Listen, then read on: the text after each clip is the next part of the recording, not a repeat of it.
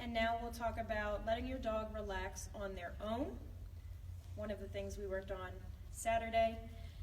With this, I'm going to sit down and I'm not going to give my puppy very much instruction at all. I'm not going to tell him to lay down, I'm not going to tell him to sit, I'm not going to scold him for snuffling around or doing anything else. I'm just going to sit down and I'm going to let my puppy to figure out on his own that he can relax as well.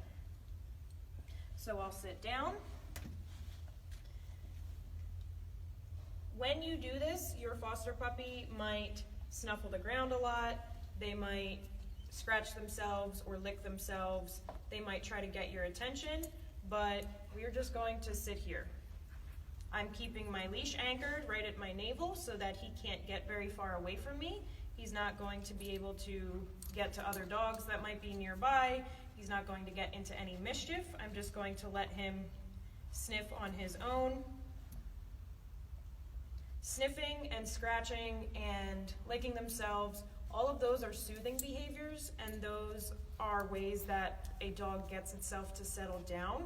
So if we scold those or we try to discourage them from doing it, we're actually taking away the dog's ability to take a really deep breath and relax on their own. So when you go to work on this kind of exercise, do it at a time when you yourself are very calm and relaxed so that you don't get frustrated with the puppy wandering around or the puppy sniffing themselves or licking or doing whatever it is. We've practiced this quite a bit, so he's settled down pretty quickly.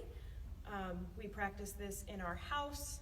I have him in an X-pen so that he can't get to anything he's not supposed to, and I basically just ignore him. He gets to wander around in the X-pen. I know it's a safe area, and he settles down on his own. So you want to practice this at home. You can practice this in public. I suggest practicing it somewhere that is more out of the way and quieter, and especially practicing this in class when you get here for class. Maybe take an extra 5 minutes to get here and let the pup settle down. He's looking around, he's kind of interested in things, so your puppy may settle initially and then pop back up and go through the whole process again of sniffing, licking, panting, and then they might settle back down again. So they're going to go through a little bit of a cycle before they really figure out, okay, I can lay here and I can relax. And now he's distracted by something on the ground.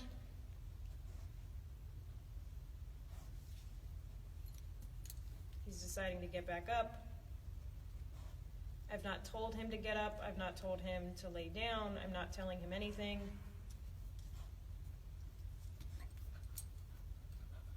Now, if you are doing this in public somewhere and the puppy is being a public disturbance, like barking or acting really excessive, then yes, you would interrupt them and you would get them out of that situation. But otherwise, you want to let them figure out how to lay down on their own and how to settle down.